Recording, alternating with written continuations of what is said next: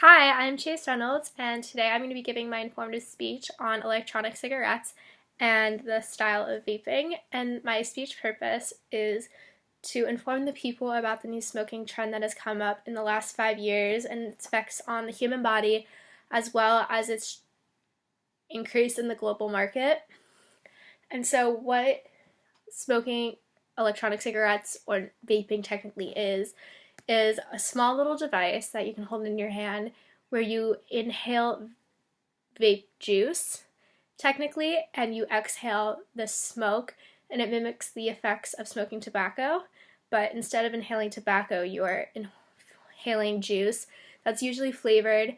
That's how it's triggered the market for due to its flavors such as mint, mango, etc. And it has lower doses of nicotine than what is found in a regular cigarette. And so now that I've told you what vaping is, I'm going to go more in depth about the types of flavoring, its effects on the body, and whether or not it's better for you than smoking an actual cigarette. And so the most popular form of vaping is using a device called the Juul. It's this little USB-sized e-cigarette that came about 2 years ago, and in a report by the Truth Initiative in February 2018, they reported the Juul has already consumed half of the e-cigarette market. And technically, how it works is they have these reusable pods.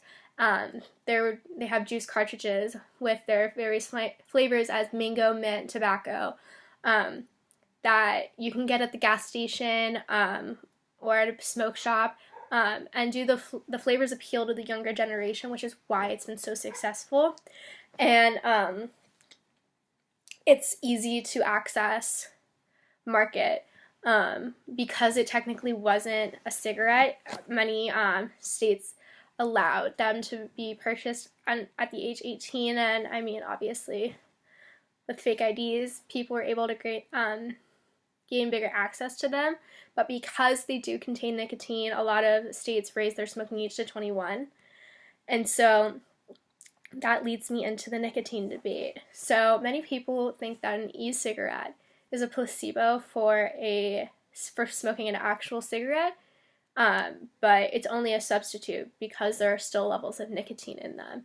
And because there is nicotine in the vape juice, vapors, what they're called, become addicted just as easily, which makes this industry stick. No one's gonna stop juuling or vaping, whatever you want to call it, just as easy as no one's gonna quit smoking a cigarette.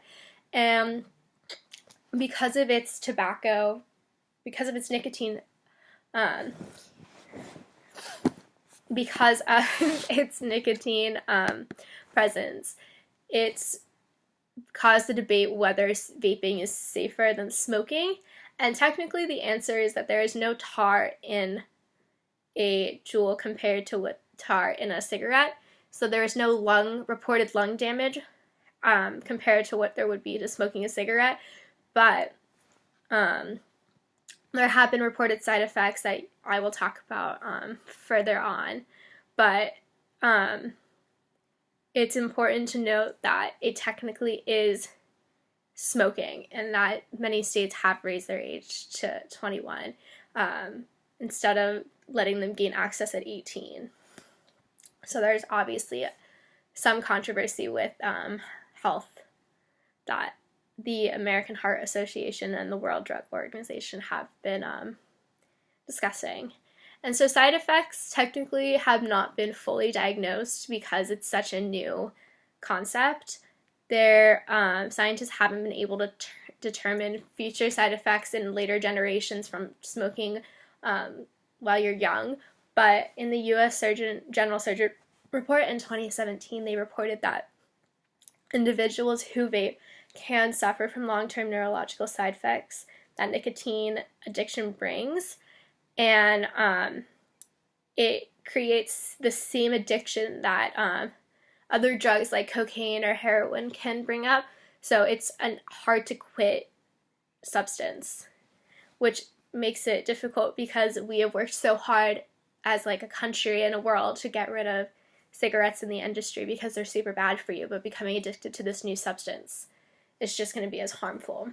And in September 2017, Salem Boyles, a contributing writer on behalf of the American Heart Association, wrote that in one of her reports, nicotine exposure from vaping was associated with harmful increase in artery stiffness, which obviously would block the blood flow and would cause strokes, which is obviously a serious medical side effect.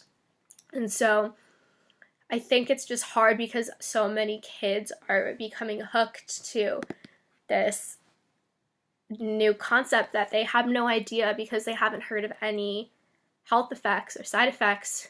They don't think it's an issue, but obviously they're the lab rats, and it's going to become a problem. So my summary statement is, even though vaping and electronic cigarettes, it's a new lifestyle, it's important to know the facts. And I want to conclude my speech that vaping is not a placebo for smoking. It has the same amount of nicotine, maybe a little less than a cigarette, but it's just as addictive. Just because there's no tar found that can infiltrate your lungs and cause the lung cancer that cigarettes have doesn't mean that it's not dangerous.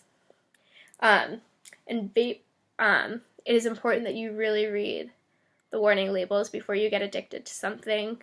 It's unfortunate to see that vaping has gone up, but it's also really good to see that smoking has gone down. So it's going to be a new situation that the World Health Organization is going to have to sort out over the next couple of years, or actually probably for a while. But I just wanted to give you my information. Thank you for listening to my speech.